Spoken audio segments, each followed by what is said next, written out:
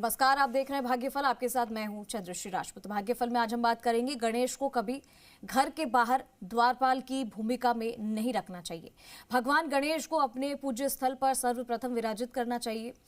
बहुत से लोग अपने घर के बाहर मुख्य द्वार पर प्रथम पूज्य गणेश भगवान की चित्र या प्रतिमा लटका देते हैं।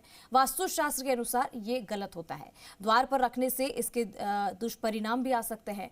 ये भी एक मान्यता है कि एक बार पार्वती ने कहा कि वो स्नान करने जा रही हैं और तब उन्होंने गणेश जी से कहा कि वो किसी को भी अंदर आने मत दे। उसके बाद गणेश जी द्वारपाल की तरह मुख्य द्वार पर खड़े रहे। भगवान शिव को भी उन्होंने अंदर आने नहीं दिया, जिससे भगवान शिव क्रोधित हो गए। पिता और पुत्र में मतभेद हो गया और उसके बाद ये मान्यता हो गई कि गणेश जी को मुख्य द्वार पर नहीं रखना चाहिए। लेकिन जानकारी के अभाव में कई लोग इस तरह के टोटके और प्रयोग करने लगते हैं। तो सर्वप्रथम जिसे पूजा जाता है यानी कि भगवान गणेश, उनको कहाँ पे विराजमान रखना चाहिए, किस तरफ उनका मुख होना चाहिए, इसके बारे में हम जानेंगे। हमारे साथ जुड़ गए हैं ज्योतिष परिषद एवं शोध संस्थान अध्यक्ष ज्योतिषाचार्य डॉक्टर पुरुषोत्तम गौड़ जी। आचार्य जी, बहुत स्वागत है आपका। जी धन्यवाद। श्री राम जय राम, जय जय राम, मेरे राम की जय। तो अगर आपके मन में कोई सवाल या शंका है, आप हमारे साथ जुड़ सकते हैं। नंबर पर आप कॉल कर सकते हैं। हमारा नंबर है 012071533787, 012071533826। इन नंबर पर आप कॉल करिए, हमारे साथ जुड़िए। ज़्यादा से ज़्यादा कॉलर्स आज हमारे साथ जुड़े, इसी की उम्मीद करते हैं। और आज का जो हमारा विषय है वो है घर के मेन गेट पर, यानी कि जो आपका मेन गेट है, दरवाज़ा है, वहाँ पर भगवान गणेश की मूर्ति कैसे लगाए, कहाँ लगाए, और अगर आप उसे सही दिशा में नहीं लगाते हैं तो उसके दुष्परिणाम भी होते हैं। तो क्या कुछ हो सकता है आचार्य जी अगर हम सही दिशा में भगवान गणेश को स्थापित नहीं करते हैं तो? देखिए, बहुत अच्छी प्रश्न आपने रखा है। ये बात सही है कि जो हमारा गणपति हैं, उनको घर के बाहर मुख्य द्वार पर प्रथम पूज्य के रूप में हम लटका देते हैं। लटकाना अशुभ है, लेकिन बिठाना ठीक है। कुछ लोग गणेश जी की पीठ घर की ओर कर देते हैं, जो नहीं करना चाहिए। यदि आप बाहर गणेश जी को ऐसे रखते हैं तो अंदर फिर आपको ऐसा रखना चाहिए, यानी ऐसे इस तरह से होना चाहिए, एक बाहर एक अंदर। ये बाहर हो गया और ये अंदर हो गया। इस तरह से गणेश जी को स्थापित करना चाहिए कि उनकी पीठ आपस में पीट रहे हैं। पर घर की तरफ पीट करके गणेश जी बैठना ठीक नहीं माना जाता। एक बात। नंबर 2 बात, वास्तुशास्त्र इस बात की भी जानकारी देता है कि घर के द्वारपाल भूमिका में जो है गणेश जी को बैठाते हैं तो ये समस्त विघ्नों को दूर करने वाला होता है, विघ्नों को प्रवेश नहीं करने देता है। लेकिन इसके दुष्परिणाम ये है कि आप यदि उसको लटका देते हैं तो फिर वो दुष्परिणाम देने वाली बात है। कई जगह लटका देते हैं गणेश जी को, नहीं लटकाना चाहिए।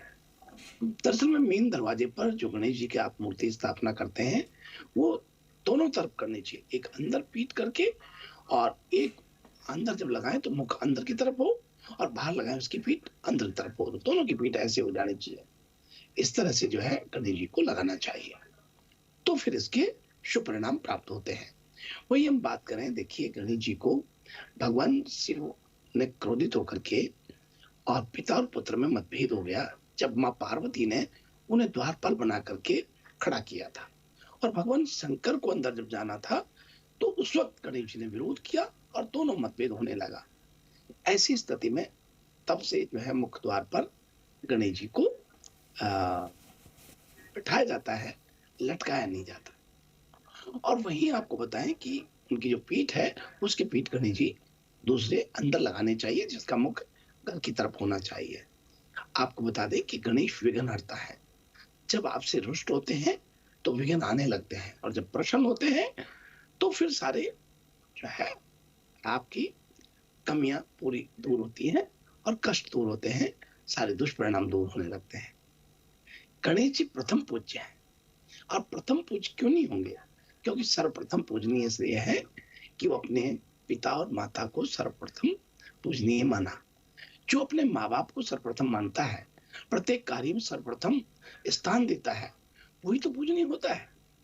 तो माँ बाप का जो सबसे प्रथम किसी ने पूजा की तो गणपति ने की, और सभी देवताओं में जब ये कंपटीशन की बात हुई कि सभी देवताओं में सर्वप्रथम पूज्य कौन है, तो गणेश जी ने अपने माता पिता की परिक्रमा करके पहुंच गए और प्रथम पूज्य बने।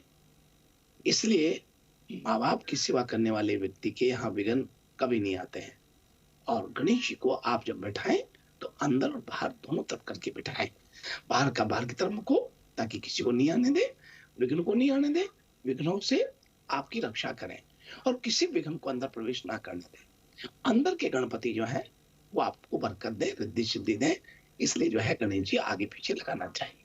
जी जी, तो आचार्य जी ने आपको समझाया कि आपको गणेश जी को कहाँ स्थापित करना है, उसकी सही दिशा क्या है। अगर आप उसे गलत दिशा में आप उसे लगाते हैं या दरवाजे पर लटकाते हैं तो ये आपके लिए दुष्परिणाम साबित हो सकते हैं। हमारे साथ कुछ कॉलर्स भी जुड़ना शुरू हो चुके हैं आचार्य जी, एक एक करके कॉलर्स को लेते हैं। पहले कॉलर जो जी हमारे साथ जुड़े, अपना नाम और अपना सवाल बताएं। हेलो, मेरा नाम मीरा मारोती है, मैं जानगढ़ से बोल रही हूँ। जी मैं आपने एक दिन पहले ये बताया था कि जूते चप्पल के बारे में बताया था, तो हमारे घर के और बाहर के जूते चप्पल सभी अलग अलग है। तो उन जूते चप्पल को हम जैसे घर में इस्तेमाल करते हैं, जो घर वाले हैं उनको हम रसोई के सामने तक ले जा सकते हैं या फिर उनको भी साइड में खोलना होता है, वैसे पूजा के घर के सामने भी। देखिए बेटी, बहुत अच्छा प्रश्न किया आपने। अलमारी की दिशा हमेशा दक्षिण पश्चिम में होनी चाहिए, जहाँ जूता चप्पल आप रखते हैं। और घर में जूता चप्पल की बात करें तो विशेष तौर पे ध्यान दें, दक्षिण पश्चिम की दिशा में आपको अपने जूते चप्पल खोलने चाहिए, यानी दक्षिण की तरफ खोलने चाहिए। अब हम बात करते हैं कि जूते चप्पल जो हैं वो वहां मंदिर है तो वहां नहीं रखना चाहिए, बिल्कुल नहीं रखना चाहिए। वास्तु के अनुसार शू रैक को अपने घर की पश्चिम या उत्तर पश्चिम में रखना चाहिए। इससे सकारात्मक ऊर्जा का प्रभाव बनता है। उत्तर पूर्व दिशा में रखने से बचना चाहिए। और विशेष तौर पर ध्यान रखें कि जब हम जूता चप्पल को सही सिस्टमेटिक लगाते हैं तो वो आदर्श परिवार कहलाता है। और जो जूता चप्पल ऐसे ही पटक देते हैं तो फिर उनका जो है कई प्रकार का मन में सामने वाले की भ्रांति आती है। और विशेष तौर ध्यान रखना कि कौन से रंग के जूते रखें नहीं रखें, इससे मतलब नहीं है। आपका चंद्रमा खराब है तो आपको सफेद रंग के जूते पहनने चाहिए, मंगल खराब है तो लाल रंग के पहनने चाहिए, और यदि बृहस्पति खराब है तो पीले रंग के पहनो। और जूते चप्पल का रंग पीला कभी नहीं चुनना चाहिए, क्योंकि बृहस्पति को कभी भी पैर में नहीं पहना जाता। लेकिन ये माना जाता है ज्योतिष के मुताबिक पीले रंग के जूते पहनना बेहद अशुभ होता है। इसलिए मैं कहूंगा पीले रंग के तो होने ही नहीं चाहिए।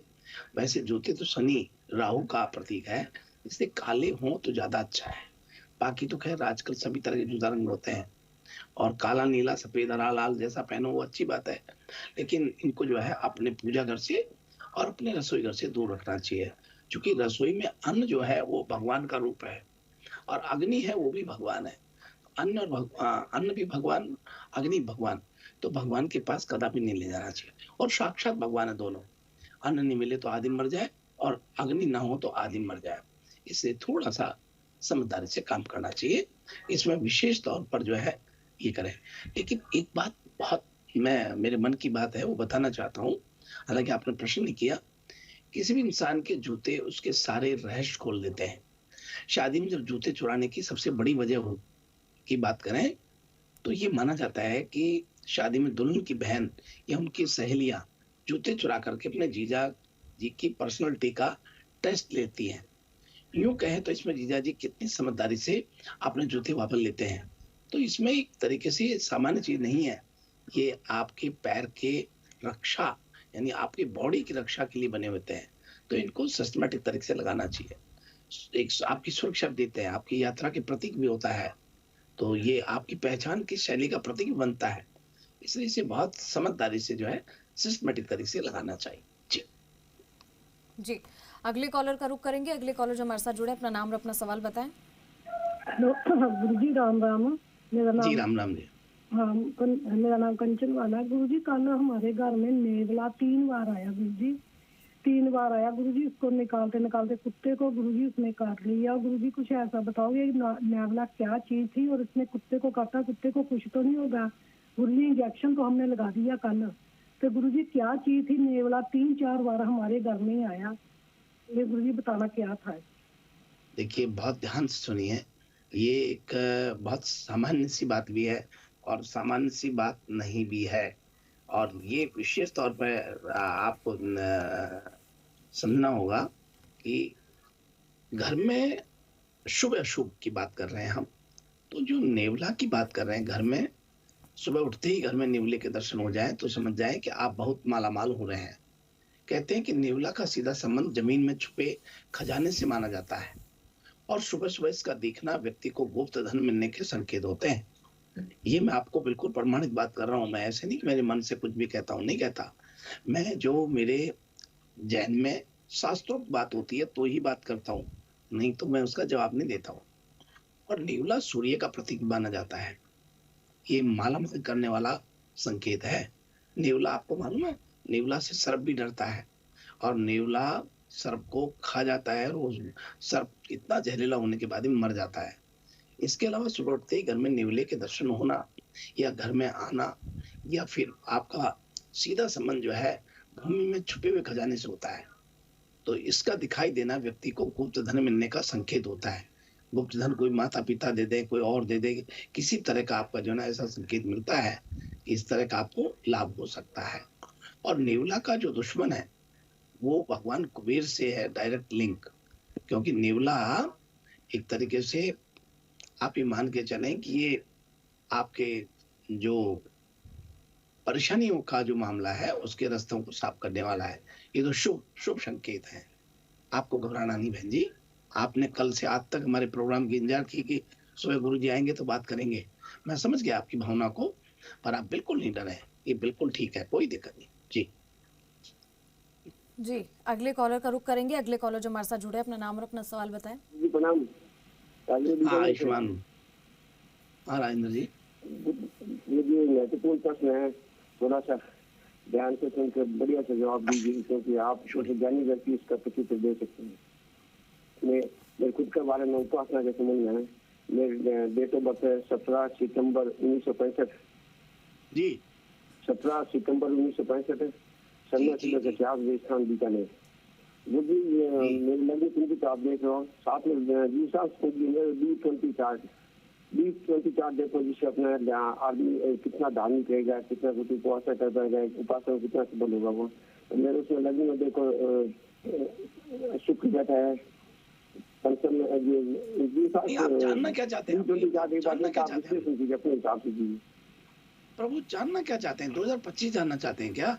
मेरा साहब धार्मिक उन्नति कितनी कुछ रहेगी, कब देखिए मैं आपको बताना चाहता हूँ। ध्यान सुनिए आप, ध्यान सुनिए आप, बिल्कुल ध्यान सुनिए कि भगवान की जो पूजा पाठ की बात करें तो यदश्य कर्मणो त्वरच विधान है।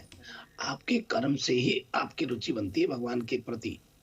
और जो व्यक्ति कर्म का मतलब होता है कि दया का भाव रखे, दूसरों की मजबूरी को समझे, वही व्यक्ति भगवान के नजदीक होता है। कई व्यक्ति होते हैं कि मुझे इससे क्या, ऐसा व्यक्ति जीवन में कभी सफल नहीं होता है।